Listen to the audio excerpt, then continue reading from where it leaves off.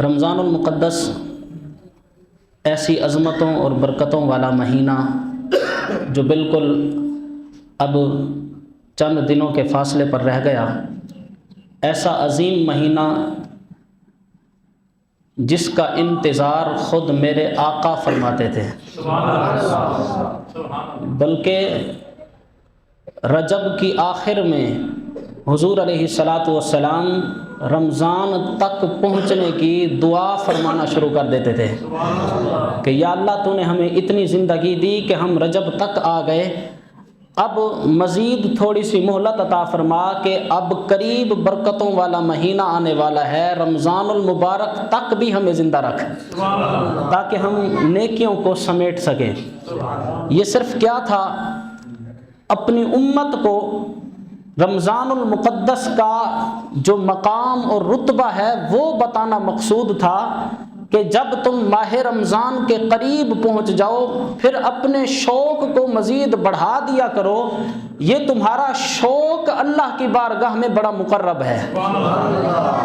اللہ اس کو بھی پسند فرماتا ہے کہ کسی کے دل میں یہ عشق ہو کہ رمضان المقدس کی عظمت والی برکتوں والی ساعتیں جو قریب آنے والی ہیں، ان ساعتوں کا انتظار کرنا بھی اللہ کو پسند ہے۔ اسی وجہ سے اللہ کے محبوب رمضان المقدس کا خود انتظار فرمایا کرتے تھے۔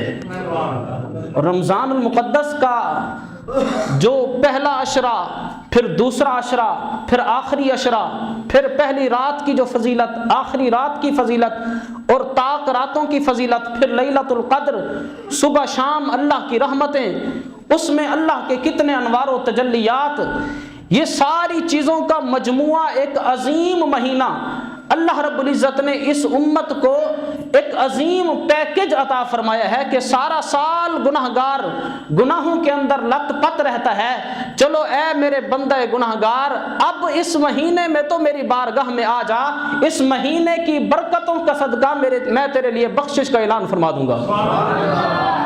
ایسا مہینہ کہ خود اللہ کے رسول جس کا انتظار فرمائیں۔ حدیث پاک میں کیا آتا ہے، صحیح بخاری میں حدیث ہے، میرے آقا نے ارشاد فرمایا الصیام جنۃ وفی روایت الصوم جنۃ، فرمایا کہ اے میرے غلاموں، اے میرے صحابہ، روزہ ڈھال ہے۔ کس چیز سے ڈھال ہے؟ کہ بندہ دیکھا دیکھی میں گناہ کر لیتا ہے، معاشرے کے اندر جو گناہ رائج ہوتے ہیں، بندہ بسا اوقات ان کو دیکھ کر انہی کے راہ پر چل پڑتا ہے، لیکن جب رمضان المقدس آتا ہے، جب روزوں کا مہینہ آتا ہے، بندہ پھر روزہ رکھتا ہے، میرے آقا نے فرمایا الصیام جنۃ، روزہ بندے کے گناہوں کے سامنے ڈھال اور آڑ بن جاتا ہے۔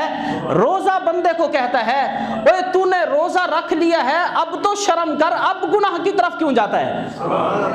فرمایا روزے کی ایک عظمت اور ایک فضیلت یہ ہے الصیام جنۃ، روزہ بندے کو گناہ نہیں کرنے دیتا۔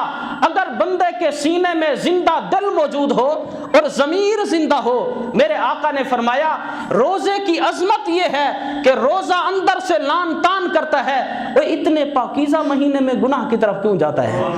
الصیام جنۃ، میرے آقا نے فرمایا کہ روزہ جو ہے یہ گناہوں کے سامنے ڈھال بن جاتا ہے اور بندے کو شرم اور غیرت دلاتا رہتا ہے۔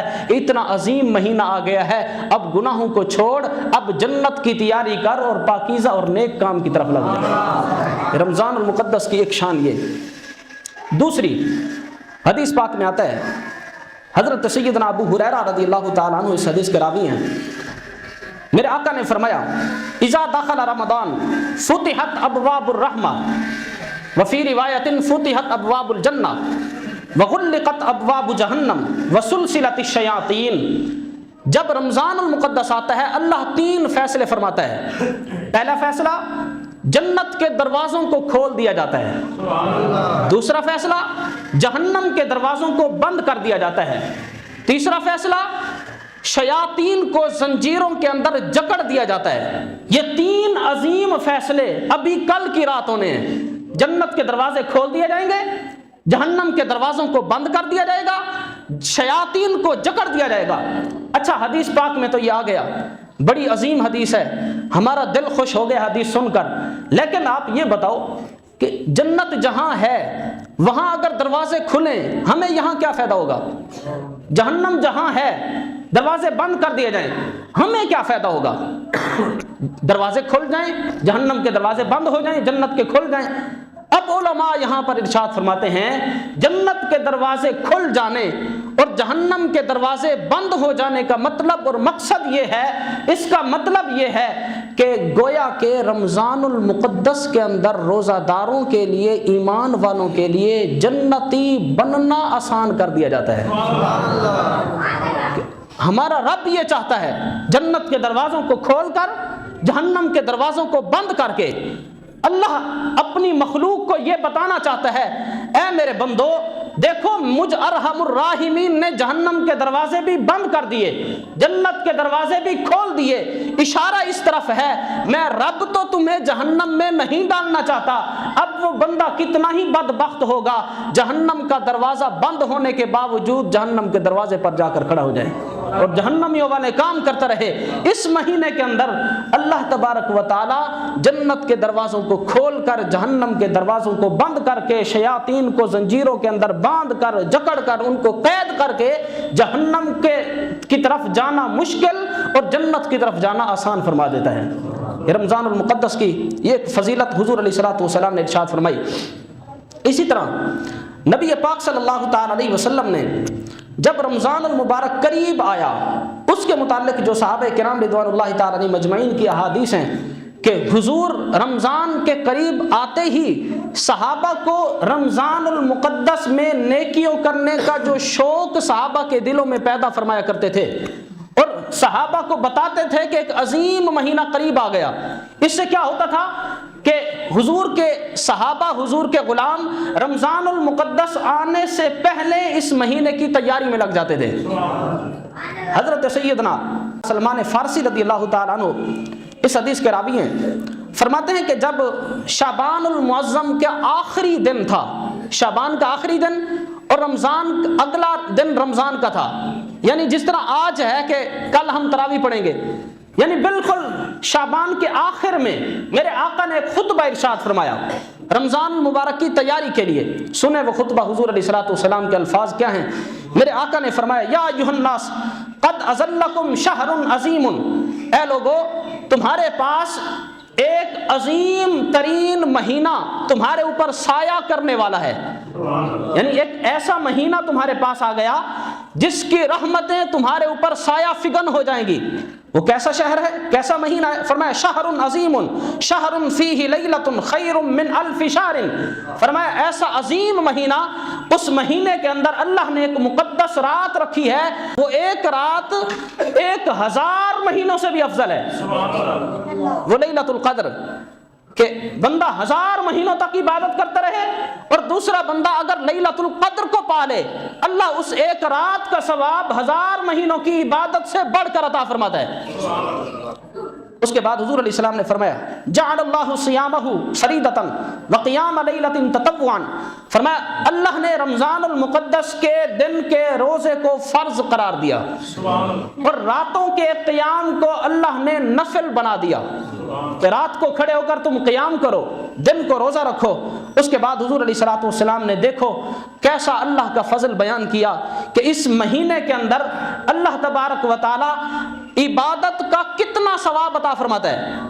حضور پاک علیہ الصلوۃ والسلام نے ارشاد فرمایا اللہ رب العزت اس مہینے کے اندر نفل کا ثواب فرض کے برابر کر دیتا ہے اور فرض کا ثواب 70 فرضوں کے برابر فرما دیتا ہے۔ ایک بندہ صرف نفل عبادت کر رہا ہے، اللہ اس مہینے میں فرض جتنا ثواب عطا فرما رہا ہے، اور جو فرضی عبادت کر رہا ہے میرے آقا نے فرمایا اللہ تبارک و تعالیٰ اس کو گویا کہ 70 مرتبہ اس فرض کو ادا کرنے پر جتنا ثواب ملتا ہے ایک فرض پر اتنا ثواب عطا فرماتا ہے۔ سنو اس کے بعد حضور علیہ السلام نے فرمایا ہوا شہر الصبر، یہ صبر کا مہینہ ہے۔ بندہ روزہ رکھ لیتا ہے، بھوک بھی لگی ہے، پیاس بھی لگی ہے، زبان پیاس سے کانٹا بن چکی ہے، گھر میں فریج بھی موجود ہے، پانی بھی موجود ہے، غسل خانے میں گیا کھڑا ہے، نہا رہا ہے، ٹھنڈا پانی ہے، اس کے باوجود پانی اپنے حلق کے نیچے نہیں جانے دیتا. کس لیے؟ صرف اللہ کی رضا کے لیے. صبر کرتا ہے کہ شام تک میں صبر کروں گا, میرے رب کا حکم ہے نہ کھاؤں گا نہ پیوں گا. میرے آقا نے فرمایا ہوا شہر الصبر, یہ صبر کا مہینہ ہے. اب سنو, والصبر ثوابہ الجنہ, فرمایا اور صبر کا سیدھا سیدھا ثواب جنت ہے. جو بندہ اللہ کی رضا کی خاطر صبر کر جائے, کھانا پینا بند کر دے, میرے آقا کریم علیہ السلام نے فرمایا اس کا ثواب سیدھا جنت ہے. اور سنو, حضور علیہ السلام نے فرمایا وشہر یزاد فی رزق المؤمن, یہ ایسا مہینہ ہے جس میں مومن کا رزق بڑھا دیا جاتا ہے, رزق میں اضافہ ہو جاتا ہے. اب وہ شخص جو ایک عام آدمی دہاڑی دار مزدور ہے, جو شام کو صرف سالن اور روٹی اس کے ساتھ گزارا کرتا تھا, آپ دیکھتے ہوں گے کہ ایک غریب سے غریب آدمی بھی افطاری کے وقت 4-5 کھانے سامنے لے کر بیٹھا ہوتا ہے. یہ کہاں سے آتے ہیں؟ یہ اس مہینے کی برکت ہے.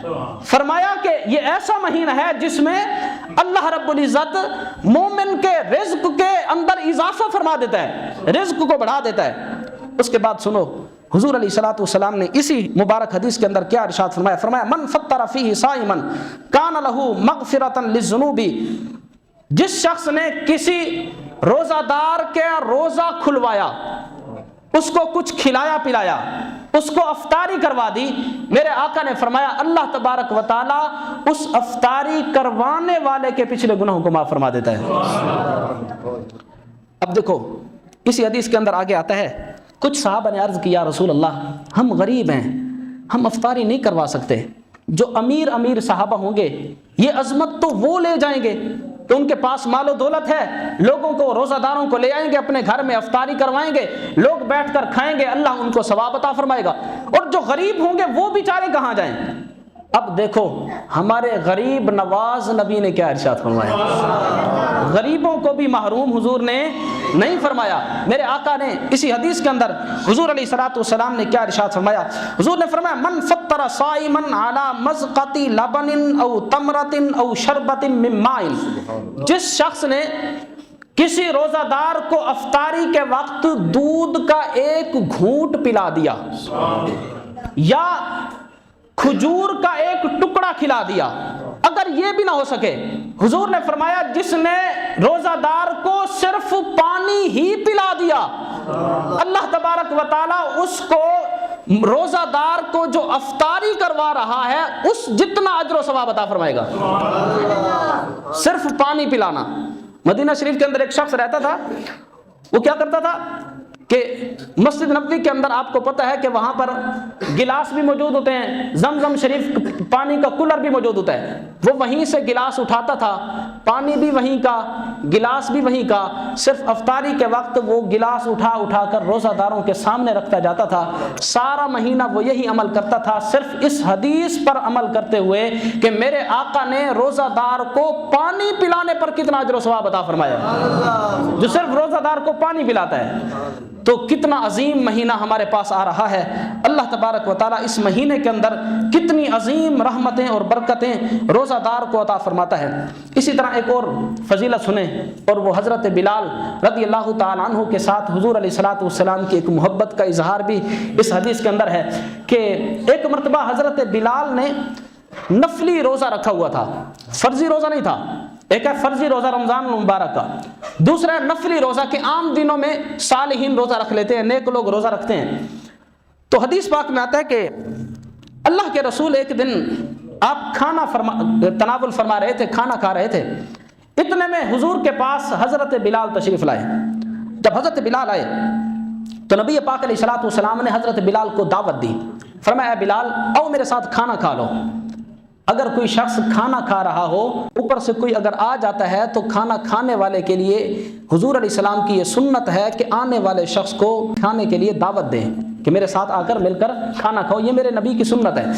اچھا, حضور کھانا تناول فرما رہے ہیں, حضرت بلال اوپر سے آئے, حضور نے دعوت دی, فرمایا بلال آ کر کھانا کھاؤ. حضرت بلال نے آگے سے عرض کی انی صائم یا رسول اللہ, یا رسول اللہ مجھے تو روزہ ہے, میں نے روزہ رکھا ہوا ہے اور آپ نے مجھے کھانے کی دعوت دے دی. اب دیکھو حضور نے حضرت بلال کے اس نفلی روزے کی کتنی عظمت بیان فرمائی. ایک ہے نفلی روزہ، دوسرا ہے فرضی روزہ. نفلی روزے سے فرضی روزے کی عظمت تو کہیں بڑھ کر ہے. اب آپ سنیں نفلی روزے کی یہ عظمت ہے تو رمضان المبارک کے فرضی روزے کا کیا مقام ہوگا. حضور علیہ الصلوۃ والسلام نے جب یہ سنا، اب حضور کے ساتھ اور صحابہ بھی موجود تھے. میرے آقا نے کیا ارشاد فرمایا؟ فرمایا ناکل رزقنا وفضل رزق بلال فی الجنہ. فرمایا اے میرے صحابہ، ہم اپنا رزق دنیا میں کھا رہے ہیں، حضرت بلال کا رزق اللہ نے جنت میں جمع فرما دیا ہے. یعنی کوئی یہ نہ سمجھے کہ ہم یہاں کھا رہے ہیں اور بلال محروم رہ گیا. میرے آقا نے فرمایا نہیں، ہرگز نہیں. حضرت بلال رضی اللہ تعالی عنہ کا جو رزق ہے اللہ تبارک و تعالی نے جنت کے اندر اس کا ذخیرہ فرمایا ہے، اور قیامت کے دن اللہ تبارک و تعالی جنت کے اندر حضرت بلال رضی اللہ تعالی عنہ کو اس کا بدلہ عطا فرمائے گا. سبحان اللہ. وعلیکم السلام.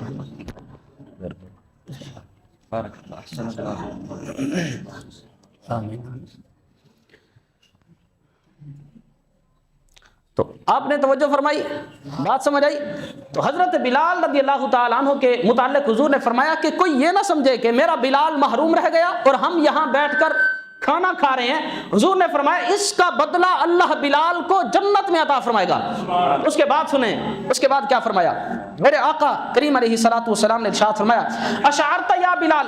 اب حضور نے حضرت بلال کو مخاطب کیا، فرمایا اے بلال کیا تو جانتا ہے ان الصائم یسبح عظامہ. فرمایا اے بلال، جب بندہ روزہ رکھتا ہے اور روزہ دار ہوتا ہے، روزہ دار کے جسم کی ہڈیاں اللہ کی تسبیح بیان کرتی ہیں. فرمایا تو صرف یہ سمجھ رہا ہے کہ میں نے روزہ رکھا ہوا ہے. حضرت بلال کو حضور نے مخاطب کیا، فرمایا تیری اللہ کے ہاں یہ عظمت ہے کہ تیرا سارا کا سارا جسم اللہ کی حمد و ثنا اور اللہ کی تسبیح کے اندر لگ گیا ہے. یعنی جسم اللہ کا شکر ادا کرتا ہے کہ یا اللہ جو میرا مالک ہے اس نے مجھے تیرے کام میں لگا دیا ہے اور تیری رضا کی خاطر مجھے بھوکا بھی رکھا ہے، مجھے پیاسا بھی رکھا ہے، مجھے گناہوں سے بھی بچایا ہے. میرے آقا نے فرمایا روزہ دار کے جسم کی 360 ہڈیاں اللہ کی تسبیح بیان کرنے لگ جاتی ہیں. اور اس کے بعد دیکھیں حضور علیہ الصلوۃ والسلام نے پھر فرمایا اب ایک اور مسئلہ، اس میں ایک مسئلہ بھی آ گیا کہ اگر کوئی شخص روزہ دار ہے اور دوسرے شخص کو روزہ نہیں، اور روزہ دار کے سامنے اگر کوئی شخص کھانا کھاتا ہے اور اس کے نتیجے میں روزہ دار صبر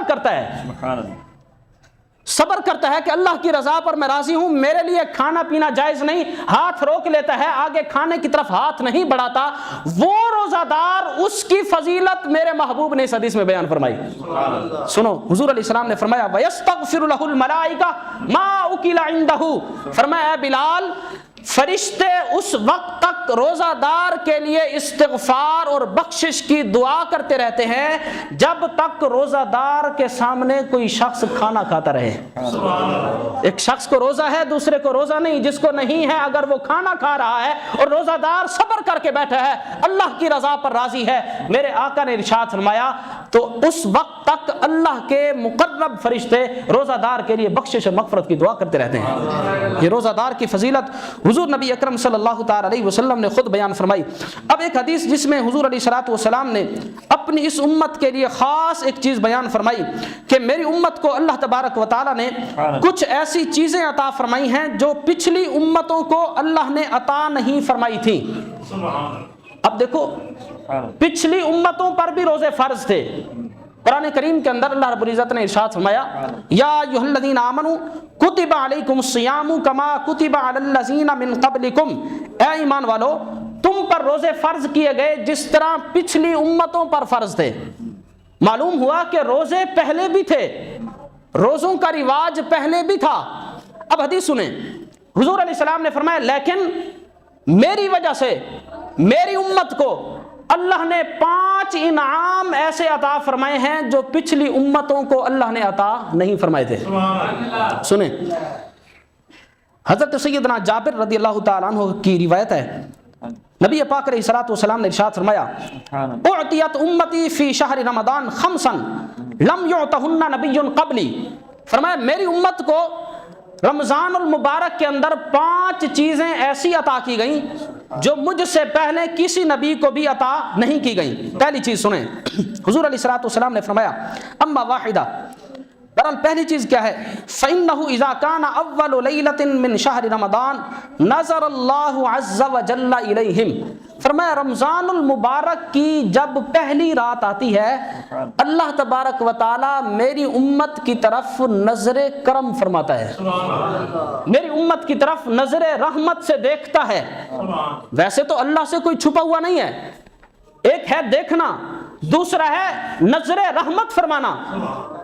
اللہ سے چھپا ہوا تو کوئی نہیں، لیکن ایک اللہ جو خاص نظر رحمت فرماتا ہے، اس کا پھر نتیجہ کیا ہوتا ہے، اس کا فائدہ کیا ہوتا ہے؟ حضور علیہ الصلوۃ والسلام نے ارشاد فرمایا من نظر الیہ، جس کی طرف اللہ وہ نظر رحمت اس رات پہلی رات کر دے، نتیجہ یہ ہوتا ہے لم یعذبہ ابدا، پھر اللہ اس شخص کو کبھی بھی عذاب میں مبتلا نہیں فرمائے گا۔ یہ ہے نظر رحمت، یہ پہلی رات اب آنے والی ہے، کل پہلی رات ہے۔ اب یہ ایسی عظمت والی پہلی رات کہ اللہ اس امت کی طرف نظر رحمت فرماتا ہے۔ اگر اب ہم اللہ کی نظر رحمت کے لیے تیار ہی نہ ہوں تو پھر تو کوئی فائدہ نہ ہوا نا، کہ وہ پہلی رات جس رات تیاری کر کے مساجد کی طرف رخ کرنا چاہیے، نماز تراویح کی طرف رخ کرنا چاہیے، اگر کسی بندہ گناہ میں مبتلا ہے، زنا میں مبتلا ہے، کوئی فلم دیکھ رہا ہے، کوئی غیر محرم کو دیکھ رہا ہے، پھر تو نظر رحمت نہیں ہوگی۔ نظر رحمت اسی پر ہوگی جو اس رات مکمل تیاری کر کے بھئی پہلی رات ہے، آج تراویحاں پڑھیں، کل انشاءاللہ پہلا روزہ رکھنا ہے، ان پر حضور علیہ الصلوۃ والسلام نے فرمایا ایسا انعام اللہ نے میری امت کو عطا فرمایا، پہلے والے کسی نبی کی امت کو یہ عطا نہیں کیا گیا کہ پہلی رات اللہ نظر رحمت فرماتا ہے، جس پر اللہ کی نظر کرم پڑ جائے پھر اللہ کبھی اس کو عذاب میں مبتلا نہیں فرمائے گا۔ دوسری چیز، حضور پاک علیہ الصلوۃ والسلام نے ارشاد فرمایا فَإِنَّ خُلُوفَ أَفْوَاهِهِمْ حِينَ يُمْسُونَ أَطْيَبُ عِنْدَ اللَّهِ تَعَالَى مِنْ رِيحِ الْمِسْكِ۔ دوسری چیز، میرے آقا نے فرمایا کہ روزہ دار کے پچھلے پہر معدہ اور پیٹ خالی ہونے کی وجہ سے جو منہ کے اندر ایک خاص قسم کی بدبو پیدا ہوتی ہے، میرے آقا نے فرمایا وہ روزہ دار کے منہ میں پیدا ہونے والی بدبو اللہ کو کستوری سے بھی زیادہ پسند ہے۔ یعنی اللہ روزہ دار سے اتنا محبت اور پیار فرماتا ہے۔ اچھا، اللہ کی صفات میں سے اور اللہ کی عظمتوں اور شانوں میں سے یہ ہے کہ ہمارا رب سونگنے سے پاک ہے۔ سونگے گا تو وہ جس کا ناک ہو، جس کا ناک ہو اس کے لیے جسم ماننا پڑے گا، پھر اللہ جسم اور جسمانیات سے پاک ہے۔ تو یہاں کستوری کا کیا مطلب؟ علماء اس حدیث کی تشریح میں فرماتے ہیں یہاں پر جو اطیب ہے یہ اقرب کے معنی میں ہے، یعنی اس کا مطلب اور مقصد یہ ہے اے دنیا والو، اے مسلمانوں، تمہیں کائنات کی مہنگی ترین اور اچھی ترین خوشبو کا قرب اتنا اچھا نہیں لگتا جتنا روزہ دار کے منہ میں پیدا ہونے والی جو بدبو ہے اس کا قرب اللہ کو پسند ہے۔ اللہ تبارک و تعالی اس بدبو جس کو ہم بظاہر بدبو سمجھ رہے ہیں، اللہ روزہ دار جس نے اللہ کی رضا کی خاطر کھانا پینا ترک کر دیا، گناہوں سے پیچھے ہٹ گیا، اللہ اس بندے کو اپنا اتنے قریب کرنا چاہتا ہے، اتنا قرب دینا چاہتا ہے۔ فرمایا اتنا تمہیں کستوری اور مہنگی ترین خوشبو کا قرب پسند نہیں جتنا تمہارے رب کو تمہارا قرب پسند ہو جاتا ہے۔ یہ ایسی فضیلت فرمایا پہلی والی امتوں میں سے کسی کو نہیں دی گئی، یہ میری امت کو عطا فرمائی، اللہ تعالیٰ نے عطا فرمائی۔ تیسری چیز سنیں، اور بڑی پیاری چیز، حضور علیہ الصلوۃ والسلام نے ارشاد فرمایا اما الثالثہ فإن الملائکۃ تستغفر لهم فی کل یوم ولیلہ۔ رمضان المقدس کے اندر اللہ تبارک و تعالیٰ کے جو مقرب فرشتے ہیں روزہ دار کے لیے رات دن استغفار کرتے رہتے ہیں، بخشش کی دعا کرتے رہتے ہیں۔ چوتھی چیز، حضور علیہ الصلوۃ والسلام نے فرمایا جب رمضان المقدس کا مہینہ آتا ہے اللہ تبارک و تعالیٰ جنت کو حکم دیتا ہے کہ اپنے آپ کو تیار کر لے، وَتَزَيَّنِي لِعِبَادِي، اور میرے بندوں کے لیے اپنے آپ کو مزین اور آراستہ کر لے۔ کیوں؟ اللہ فرماتا ہے اے جنت دیکھ میرے بندے تیرے اندر آنے کی تیاری میں لگ گئے ہیں، اب تو بھی اپنی تیاری پکڑ۔ یہ ہے روزہ داروں کو اللہ کتنی عظمت عطا فرماتا ہے۔ جنت میں پتہ نہیں ہم نے کب جانا ہے، لیکن ہر سال اللہ جنت کو مزید سجاتا ہے، مزید سنوارتا ہے کہ دیکھ میرے بندے تیاری کر چکے ہیں اور رات دن محنت کر رہے ہیں، میری عبادت کر رہے ہیں، روزہ رکھ رہے ہیں۔ حضور علیہ السلام نے ارشاد فرمایا اللہ جنت کو حکم دیتا ہے کہ اپنے آپ کو سجا سنوار لے، میرے بندے تیرے اندر آنے کے لیے تیار بیٹھے ہیں اور تیاری کر رہے ہیں۔ اور آخری چیز، پانچویں چیز جو حضور علیہ السلام نے اس مبارک حدیث میں بیان فرمائی، جس سے اکثر لوگ غافل ہوتے ہیں، اور وہ آخری رات، چاند رات، جب ہم گناہوں کی طرف لپک پڑتے ہیں، کوئی شاپنگ میں چلا گیا، کوئی عید کی تیاریوں میں مصروف ہے، کوئی بازاروں میں غیر محرم عورتوں کی طرف نظریں کر رہا ہے، لیکن وہ جو رات، خاص رات میرے آقا نے فرمایا وہ ایسی رات ہے، اس رات اللہ تبارک و تعالیٰ کتنے انعام فرماتا ہے، سنیں۔ فرمایا اما الخامسہ، پانچویں چیز میری امت کو یہ عطا کی گئی، اذا کان آخر لیلۃ غفر لهم جمیعا، جب رمضان المبارک کے مہینے کی آخری رات آتی ہے اللہ سب گناہ گاروں کے لیے عام مغفرت کا اعلان فرما دیتا ہے، عام معافی کا، غفر لهم جمیعا، اللہ سب کے لیے مغفرت اور بخشش کا فیصلہ فرما دیتا ہے۔ اب اس رات ہمیں تو ایک خاص انداز میں اللہ کی بارگاہ میں ہونا چاہیے۔ اگر ہم چاند رات پورے مہینے کی جو مزدوری ملنے کا وقت ہے، اسی حدیث میں آگے آ رہا ہے، میرے آقا نے ارشاد فرمایا، حضور کے ایک صحابی نے پوچھا یا رسول اللہ جس رات اللہ عام معافی کا اعلان فرماتا ہے اہی لیلۃ القدر، کیا وہ لیلۃ القدر ہے؟ حضور نے فرمایا نہیں، لیلۃ القدر کی عظمت اور شان تو اپنی جگہ وہ علیحدہ ہے، یہ چاند رات کی فضیلت بیان ہو رہی ہے۔ ایک ہے 27ویں کی رات، 25ویں کی رات، اس رات تو لوگ عبادت کرتے ہیں، اس کی عظمتیں، اس کی فضیلتیں اپنی جگہ۔ حضور علیہ السلام نے اب صحابی کو سمجھایا، میرے آقا نے فرمایا الم تری الی العمال، کیا تو مزدوروں کی طرف نہیں دیکھتا؟ جو کام کاج کرنے والے مزدور ہوتے ہیں ان کو تو نہیں دیکھتا؟ حضور علیہ السلام نے فرمایا فَإِذَا فَرَغُوا مِنْ أَعْمَالِهِمْ وَفُّوا أُجُورَهُمْ، جب وہ اپنا کام کر کے فارغ ہو جاتے ہیں اس کے بعد ان کو مزدوری دی جاتی ہے، گویا کہ ہم نے جو پورے مہینے کے اندر جو کچھ کام کیے ہیں، جو کچھ نیک اعمال کیے ہیں، وہ آخری رات مزدوری ملنے کا وقت ہوتا ہے۔ پورے مہینے کے اندر اللہ رب العزت نے جو کچھ بندے کے کام کارناموں پر بندے کو اجر دینا ہے وہ آخری رات، حضور علیہ السلام نے فرمایا اس رات اللہ تبارک و تعالی عام معافی کا اعلان فرما کر حضور علیہ السلام نے فرمایا اللہ تبارک و تعالی لوگوں کے لیے بخشش کا اعلان فرما دیتا ہے۔ اسی طرح رمضان المقدس کے استقبال کے حوالے سے ایک بڑی پیاری حدیث آتی ہے، حضور نبی پاک صلی اللہ تعالی علیہ وسلم نے ماہ رمضان المقدس کا خود استقبال کیا اور صحابہ کو استقبال کے متعلق ابھارا کہ رمضان قریب آ گیا، اپنے آپ کو سنبھالو، اور رمضان المبارک کی عظمت حضور نے بیان فرمائی۔ یہ میرے ہاتھ میں شعب الایمان امام بہقی رحمۃ اللہ تعالی علیہ کی حدیث پاک کی کتاب ہے، اس میں یہ حدیث حضرت انس بن مالک رضی اللہ تعالی عنہ سے مروی ہے۔ حضرت انس بن مالک فرماتے ہیں لما اقبل شہر رمضان، جب رمضان المبارک کا مہینہ قریب آیا نا، قال رسول اللہ صلی اللہ علیہ وسلم، اللہ کے رسول علیہ السلام نے ارشاد فرمایا سبحان اللہ ماذا تستقبلون۔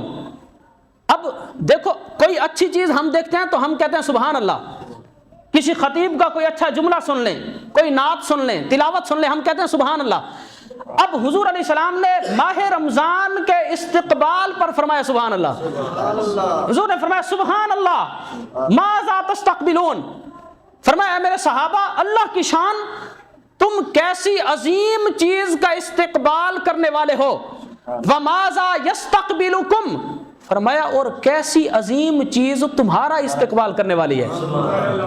فرمایا یعنی تم اب رمضان کے قریب آ گئے ہو، کیسی عظیم چیز کا تم استقبال کرو گے، کیسی عظیم چیز تمہارا استقبال کرے گی۔ اچھا اب تو میں نے آپ کو بتا دیا کہ آپ کو بھی پتہ ہے کہ رمضان المقدس کی فضیلت کا موضوع چل رہا ہے، اس وقت حضور نے صرف یہ بیان کیا کہ تم کیسی عظیم چیز کا استقبال کرنے والے ہو، کیسی عظیم چیز تمہارا استقبال کرنے والی ہے۔ اب صحابہ کے ذہنوں میں کئی سوال آئے کہ پتہ نہیں کون سی چیز آنے والی ہے، اب صحابہ کا اور اکابرین کا ہمارے اوپر کتنا بڑا احسان کہ صحابہ نے حضور سے پوچھ لیا یا رسول اللہ آپ جو فرمانا چاہتے ہیں اس کا تھوڑی سی وضاحت فرما دیں. حدیث پاک میں آتا ہے فقال عمر بن الخطاب، حضرت جناب عمر بن خطاب نے عرض کی یا رسول اللہ بھی ابی انت و امی یا رسول اللہ، یا رسول اللہ میرے ماں باپ آپ پر قربان ہوں. اچھا، حضرت عمر کے ذہن میں رمضان المبارک نہیں ہے. حضرت عمر نے کچھ اور چیزیں پوچھی. یا رسول اللہ کیا اللہ کی کوئی وحی نازل ہوئی ہے کہ آپ ہمیں خوشخبریاں سنا رہے ہیں اور مبارکیں دے رہے ہیں، یا او عدو حاضرہ، یا کوئی لشکر دشمن ہم پر حملہ کرنے والا ہے اور آپ ہمیں خوشخبری دے رہے ہیں کہ جہاد کا وقت آ گیا. اور حضور جانتے تھے کہ صحابہ جہاد سے کتنا محبت کرتے ہیں کہ جہاد میں جانے کے کتنی فضیلت ہے. تو حضرت عمر نے پوچھا یا رسول اللہ کیا کوئی دشمن ہم پر حملہ کرنے والا ہے یا کوئی اللہ کی وحی نازل ہوئی ہے کہ آپ ہمیں مبارکیں اور خوشخبریاں سنا رہے ہیں. جب حضرت عمر نے یہ پوچھا، حدیث پاک میں آتا ہے حضور علیہ الصلوۃ والسلام نے فرمایا لا، اے عمر جو کچھ تو نے کہا ہے یہ دونوں باتیں میرا مقصود نہیں تھی. نہ کوئی وحی نازل ہوئی ہے، نہ کسی دشمن نے حملہ کرنا ہے، نہ کہیں جہاد پر جانا ہے. پھر حضور نے خود وضاحت فرمایا ولیکن شہر رمضان، ہاں رمضان المبارک کا مہینہ. حضور علیہ السلام نے فرمایا یغفر اللہ فی اول لیلۃ لکل اہل ہذہ القبلہ. کتنے پیارے الفاظ. حضور علیہ الصلوۃ والسلام نے فرمایا اللہ تبارک و تعالی رمضان المقدس کی آنے والی پہلی رات میں ہر اہل قبلہ یعنی ہر مومن مسلمان کے لیے بخشش اور مغفرت کا فیصلہ فرما دیتا ہے. اچھا، اس حدیث میں الفاظ ہیں بڑے پیارے. جب حضور نے یہ فرمایا نا کہ پہلی رات کی عظمت ہے کہ پہلی رات اللہ روزہ داروں کو اور ایمان والوں کے لیے بخشش کا فیصلہ فرما دیتا ہے، اللہ کی رحمتیں اتنے جوش پر ہوتی ہیں. تو حضرت انس بن مالک فرماتے ہیں وفی القوم رجل، اس صحابہ کی مجلس میں ایک صحابی ایسے بھی بیٹھے تھے یہز رأسہ، جنہوں نے اپنے سر کو ہلایا، یعنی وہ صحابی وجد میں آ گئے، خوشی میں نا وجد میں آئے. اور حضرت انس بن مالک نے پھر ان کے الفاظ بھی بیان کیے.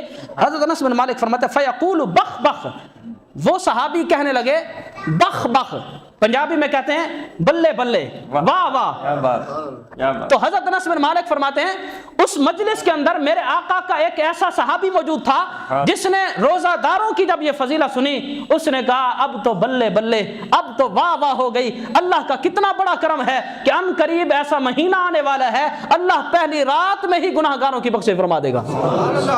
رسول اللہ صلی اللہ تعالی علیہ وسلم نے اس طرح روزہ داروں کی عظمت اور فضیلت کو بیان کیا اور اپنی امت کو بتایا کہ روزہ دار کی کتنی بڑی عظمت اور کتنی بڑی فضیلت ہے. آخری بات سنیں کہ رمضان المقدس کے اندر جب بندہ روزہ رکھ لے تو روزہ پورا رکھے.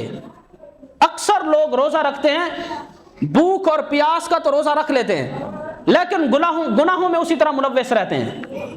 روزہ رکھو پورا رکھو، کانوں کا بھی روزہ ہو، آنکھوں کا بھی روزہ ہو، منہ کا بھی روزہ ہو، غلط باتیں نہ سنو، غلط باتیں نہ کرو، غیر محرم کو نہ دیکھو، غلط طرف نظر نہ کرو، گناہوں سے اپنے آپ کو بچاؤ. یہاں تک کہ میرے آقا نے ارشاد فرمایا کہ اگر کسی روزہ دار سے آ کر کوئی بندہ جھگڑا کرتا ہے، اس کو مارنے لگ جاتا ہے، تو کیا روزہ دار کو کیا چاہیے کہ کیا آگے سے وہ لڑ پڑے، گالیوں کا جواب گالیوں میں دے؟ سنو حضور علیہ الصلوۃ والسلام نے کیا ارشاد فرمایا. میرے آقا نے فرمایا فَإِذَا كَانَ أَحَدُكُمْ صَائِمًا فَلَا يَرْفُثْ وَلَا يَجْهَلْ، جب تم میں سے کسی کو روزہ ہو اس کو چاہیے کہ نہ وہ فسق و فجور والے کام کرے نہ وہ فسق و فجور والی باتیں کرے. اس کے بعد حضور علیہ السلام نے فَإِنِ امْرُؤٌ قَاتَلَهُ أَوْ شَاتَمَهُ، فرمایا اگر کوئی شخص آ کر اس روزہ دار سے جھگڑا کرے یا اس کو گالیاں نکالے، حضور علیہ الصلوۃ والسلام نے ارشاد فرمایا فَلْيَقُلْ انی صائم، انی صائم، 2 مرتبہ کہے. حضور نے فرمایا روزے دار کو چاہیے گالیوں کے جواب میں، جھگڑے کے جواب میں یہ کہے یار تو مجھے مارتا ہے، تو مجھے گالیاں نکالتا ہے، میں تو اللہ کی خاص رحمتوں میں ہوں، اس وقت میں نے روزہ رکھا ہوا ہے. صرف اتنا کہے اور صبر کرے. ہمارا تو رواج یہ ہے کہ اگر ہمیں کوئی ایک مکہ مارے ہم آگے سے جب تک 2 نہ مارے ہمارا جگر ہی ٹھنڈا نہیں ہوتا. ہم کہتے ہیں لوگ سمجھیں گے یہ تو مریل سا ہے، آگے سے مکہ ہی نہیں مار سکتا. کوئی ہمیں ایک گالی نکالے ہم 2 نکالتے ہیں. لیکن میرے آقا نے کیا ارشاد فرمایا؟ روزہ دار کی یہ عظمت نہیں، روزہ دار کو یہ زیب نہیں دیتا کہ روزہ رکھ کر گالیوں کا جواب گالیوں سے دیتا رہے، روزہ رکھ کر جھگڑے کا جواب جھگڑے سے دیتا رہے۔ حضور علیہ الصلوۃ والسلام نے ارشاد فرمایا جب آ کر کوئی روزہ دار سے جھگڑا کرے یا اس کو گالیاں نکالے، وہ صرف اتنا کہے انی صائمن انی صائمن، یار تو مجھے گالیاں نکالتا ہے، میں نے تو اپنے رب کا رنگ اپنے اوپر چڑھایا ہوا ہے، اللہ کی خاص رحمت میں ہوں اور میں نے روزہ رکھا ہوا ہے۔ یہ حضور علیہ الصلوۃ والسلام نے یہاں دیکھو، روزہ دار اللہ کی صفات کے ایک خاص رنگ میں ہوتا ہے۔ دیکھو انسان کی فطرت میں بھوک اور پیاس نہیں ہے، اگر انسان کچھ کھائے نہ کچھ پیے نہ انسان زندہ نہیں رہ سکتا۔ اللہ نے انسان کو بنایا ہی ایسا ہے کہ ہم کھائے پیے بغیر زندہ نہیں رہ سکتے، اور نہ کھانا نہ پینا یہ اللہ کی شان ہے، اللہ کھانے اور پینے سے پاک ہے۔ گویا کہ سال کے بعد اللہ ایک ایسا مہینہ اس امت کو عطا فرماتا ہے، اللہ چاہتا ہے اے مسلمانوں میں جانتا ہوں تم کھائے پیے بغیر رہ تو نہیں سکتے، بس 15-16 گھنٹے کھانے اور پینے سے رک جاؤ تاکہ مجھ رب کی صفات والا رنگ تم پر چڑھ جائے۔ یہ ہے صبغۃ اللہ، ومن احسن من اللہ صبغہ۔ دیکھو اسی طرح انسان کی فطرت میں نیند کرنا، ہم نیند کیے بغیر رہ نہیں سکتے اور اللہ بھی جانتا ہے، لیکن نہ سونا یہ اللہ کی شان ہے، نہ اس کو نیند آتی ہے نہ اس کو اونگ آتی ہے، سونے سے ہمارے رب کی ذات پاک ہے۔ اللہ فرماتا ہے دن کو مجھ رب والا رنگ کچھ دیر کھائے پیے بغیر رہ کر اپنے اوپر چڑھا لیا کرو، رات کے وقت تم سوئے بغیر رہ تو نہیں سکتے مجھے پتا ہے، لیکن کچھ دیر قیام کر کے نماز تراویح کی صورت میں جاگ جایا کرو تاکہ دن کو بھی مجھ رب کا رنگ تم پر چڑھا رہے، رات کو بھی مجھ رب کا رنگ تم پر چڑھا رہے۔ یہ ہے صبغۃ اللہ، ومن احسن من اللہ صبغہ، کہ اللہ کے رنگ سے بڑھ کر کون سا رنگ ہے؟ روزہ دار اپنے رب کی صفات کا رنگ اپنے اوپر چڑھاتا ہے، صبح شام اللہ کے رنگ میں ہوتا ہے، اللہ کی خاص رحمتوں میں ہوتا ہے۔ پھر میرے آقا صلی اللہ تعالی علیہ وسلم نے کیا ارشاد فرمایا کہ جس شخص نے روزہ رکھا اور رات کو قیام کیا، اللہ تبارک و تعالی اس کے لیے پچھلے تمام گناہوں کی معافی کا اعلان فرما دیتا ہے۔ اتنا بڑا عظمت والا مہینہ، اتنی بڑی برکتوں والا مہینہ قریب آ رہا ہے۔ انشاءاللہ جو کچھ میں نے آپ کو کہا یقیناً آپ کو کچھ باتیں سمجھ آئی ہوں گی، بس وعدہ یہ کرو کہ انشاءاللہ ہم اس پر عمل کرنے کی کوشش کریں گے۔ یہ حدیث کی روشنی میں نے آپ کے سامنے ایک درس حدیث کا مجھے حکم دیا گیا تھا، میں نے آپ کے سامنے بیان کیا۔